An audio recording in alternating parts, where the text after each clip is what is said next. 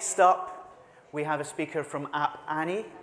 One of the joys of being the editor at Pocket Gamer is seeing the data and seeing the numbers. We've heard some big sort of top-line figures for the growth of the sector, the value of mobile gaming, the size of the M&A market. But it's when you actually drill down into some of the numbers for individual games, developers, publishers, you really start to appreciate just how incredibly diverse and fascinating this market is. And the next speaker, the next company, are one that I'm privileged enough to see a lot of the data up front. And it's going to be a real joy to hear our next speaker, Karl, who will be talking about the state of the mobile gaming sector in 2022 from App Annie. Rather than delay any further, Karl, you ready to go? Karl Knights. Wow. That's definitely your introduction that kind of invited that applause before I've said anything. So thank you very much. I can see there's still a few people coming in. How wonderful to be here in person again. First time for me for a couple of years, and yeah, delighted to be here. So, as introduced, my name is Karl Knights. I'm Managing Director of App Annie across EMEA. For those of you familiar with us, we are the market-leading third-party intelligence provider for the mobile industry. And the timing of this event is perfect.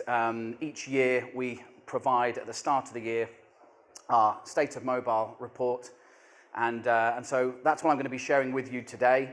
And really in that, what did we see in 2021? What can we take from that in terms of the implications for 2022? Before I start, I need to share this disclaimer that what we are sharing are estimates and are not intended to be used for any investment decisions. These are just a small collection of the customers that we're privileged to work with on a day-to-day basis. I must say that we work with companies of all sizes in all different stages of their growth journey. And yeah, my team is just outside the door here on the left, and we'd love to chat to you about how we can help you. So let's get into it. So this is kind of a high-level view of the mobile sector across 2021. What did we see? Firstly, from a download perspective, 230 billion downloads in 2021. Year on year, that's an increase of around 5%, around 13% versus kind of pre-pandemic levels. I'll keep using that as a reference point as we go through a number of different perspectives. And there's really a story here that, you know, while download growth was perhaps not as dramatic as we have seen, certainly the growth in spend was. So year over year, 2021 on 2020, 19%, 42% versus pre-pandemic levels, so reaching 170 billion in 2021. Interestingly, for this audience, mobile gaming occupied 68% of that mobile ad spend. Whenever we release this report each year, what tends to grab the headlines is just how much time are we all spending. So the BBC, CNN always tend to pick up on just how much of our lives are dominated by spending on our mobile devices. Aggregated and analysed across the top 10 markets, that's at 4.8 hours a day. So nearly a third of our waking time now spent with our mobile devices, and we'll have a look in a moment to see exactly how that changes from country to country. I'm sure some of you in this room are invested in the daily red water and challenge of acquiring new users. No doubt that is what is driving the mobile ad spend to be just shy of 300 billion now in 2021. An increase of 23% year over year. And again, we expect that to be around kind of 350 billion by the end of this year. So all for the reason of getting to that position of an app, which, as we saw in 2021, now 233 that generate in excess of 100 million in spend each year. Okay, so let's kind of take a look in terms of time. Hopefully you can see that relatively clearly. What we're looking at there is a spread of different countries and the change in time in terms of hours spent on mobile per day. So I was told this would be a stone cold great icebreaker for the room, so let's see if this goes well. Let's see if we can test the accuracy of our estimates. I can see some people are on their phones already, so would you care anybody to shout out your average daily screen time? Do I have a volunteer? I can see this. Anybody, an hour and 40 minutes. Very good. 3 hours?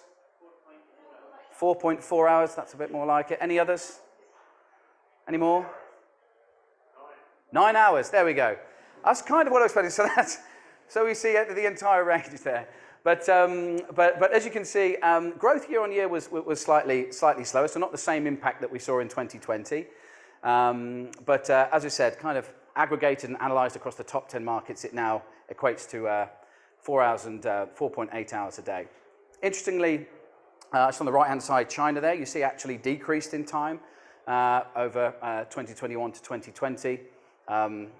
We believe that's the impact of the restrictions placed by China on under 18 gaming, so that's starting to have an impact there. Okay, if we have a look at time from another perspective in terms of our overall kind of minutes per day, and what we're looking at here is a kind of a perspective across 15 quarters, 4 years. So the majority of time is still spent in kind of social and communication. That continues to be the majority of the time. However, the relative growth in that sector, as you can see, has not been as dramatic as photo and video and entertainment from a very small base that have doubled in total hours in the last 4 years. The encouraging thing is that gaming has kept pace there, so still occupying one in every 10 minutes. And I think what this kind of talks to, aside from long periods of time spent in core games, is the ease and accessibility of casual, hyper-casual games. The joy that can be derived from relatively short periods of time gaming is what is sustaining gaming still being one in every 10 minutes. Okay, probably the most overused phrase during the last few years is the new normal, but there generally was a new normal when it came to what we saw in terms of download, consumer spend, and hours in mobile games globally in 2021. So there was this moment in time in March 2020 when total downloads exceeded 1 billion in a week, and they never really dropped. Aside from maybe a couple of weeks, they really sustained at that level and have continued to grow fairly steadily. Potentially bringing new gamers, potentially just the natural progression of some gamers maturing, but obviously what followed then is a much more dramatic rise in consumer spend, that reaching in excess of $1.7 billion in 1 week in the early part of 2021. And again, it hasn't really fallen below that level for the last 6-7 months. Hours, again, remained kind of north of 5 billion for the majority of the time, kind of equaling out through the latter part of last year, but then that kind of uptick towards the end of the year in response to a lot of the blockbuster releases of last year, League of Legends, Wild Rift, PUBG, really kind of driving those hours in excess of 6 billion in the latter part of the year.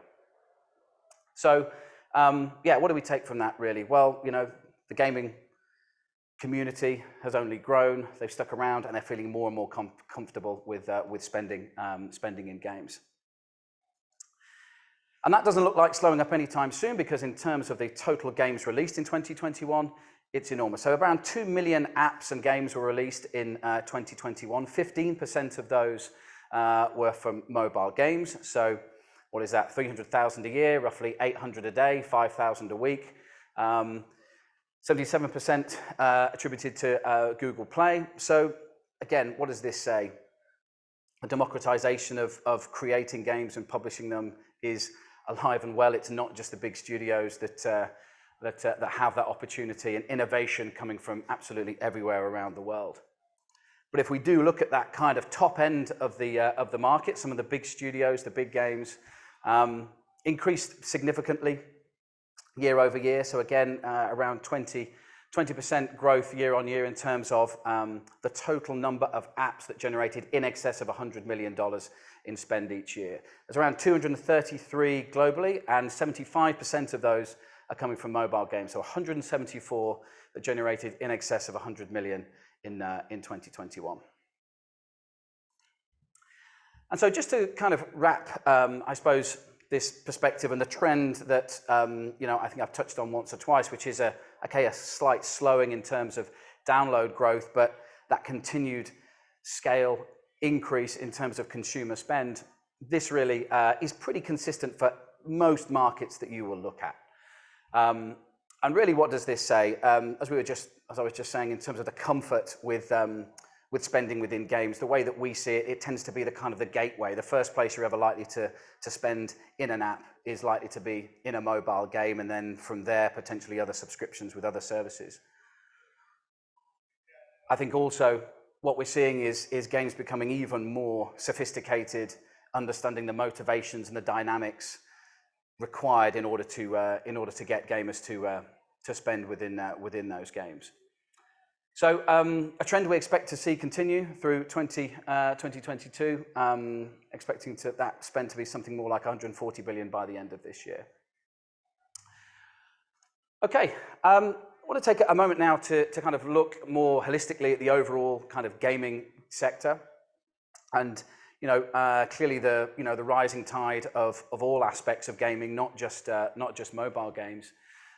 If you can kind of cast your mind back to March 2020, around here, when getting hold of a PlayStation or an Xbox or a Nintendo Switch, just about the hardest thing on the planet. I remember there was a teenager in New Jersey called Max Hayden. He made $1.7 million reselling PlayStations and Xboxes online. So good for Max. And we saw a similar thing in terms of gaming on PC as well. What you're looking at there is worldwide daily concurrent and in-game Steam users. So just this collective rise and passion around gaming, right? I'm sure you're all committed and live and breathe that every day. But no doubt that with the kind of cross-platform play capabilities, really the blurring of the lines between exactly what device gamers are on and whether they ultimately care. What's really driving them is that connection with people that they care about, that connection with playing the games that they love.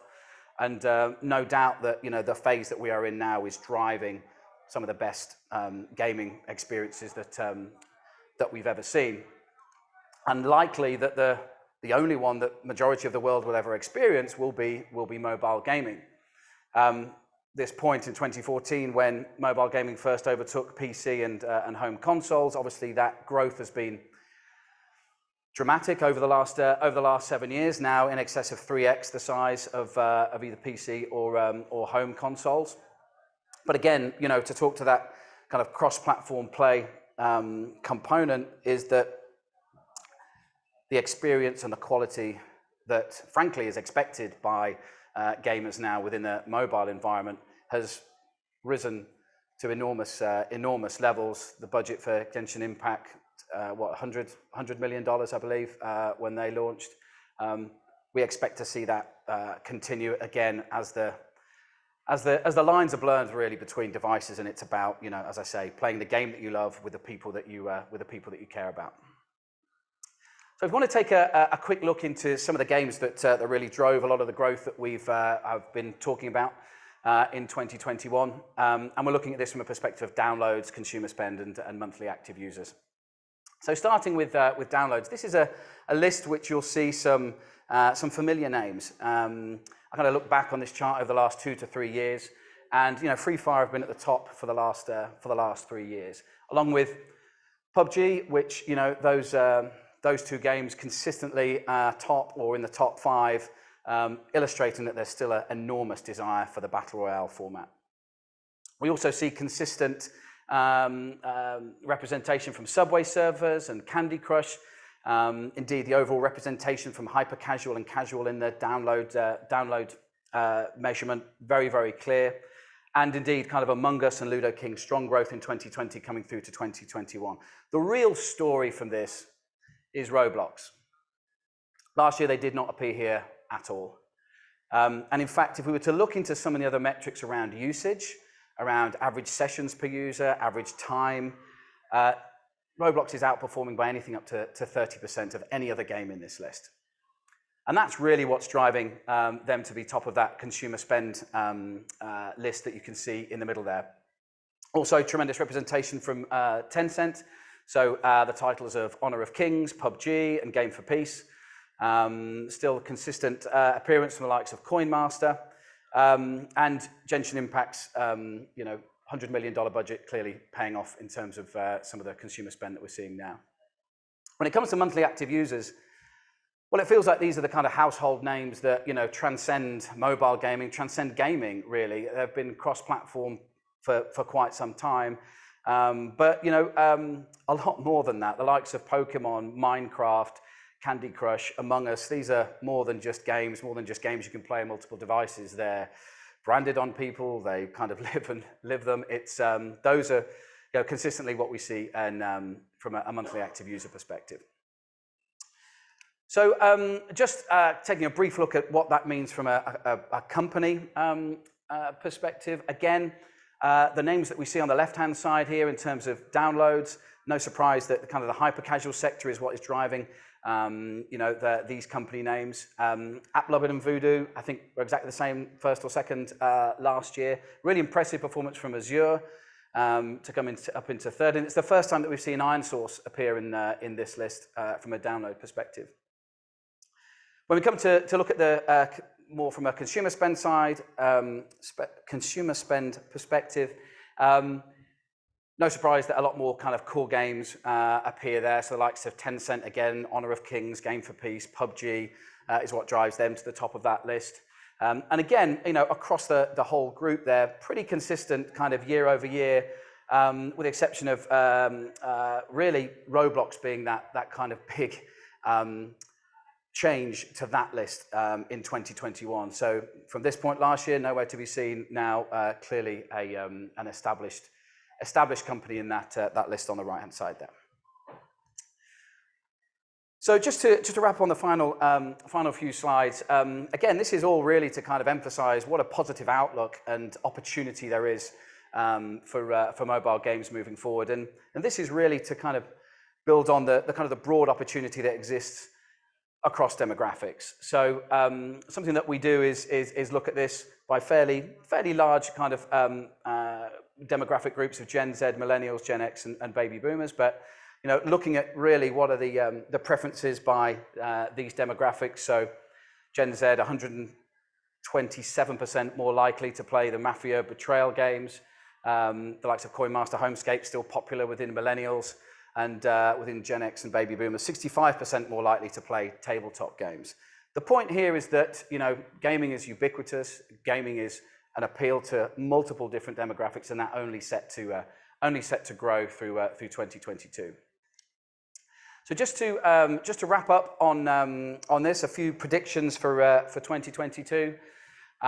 We expect TikTok to add 50% more users, around 1.5 billion. If we go to number 6, the kind of spend within those social apps expected to see 9 billion of in-app store spend. Indeed, entertainment apps also reaching 12 billion in 2022.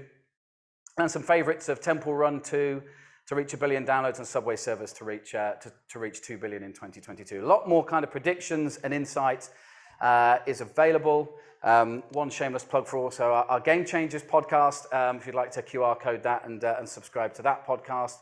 But that's all from me. Hopefully that was useful, and thank you very much for your time. Thank you.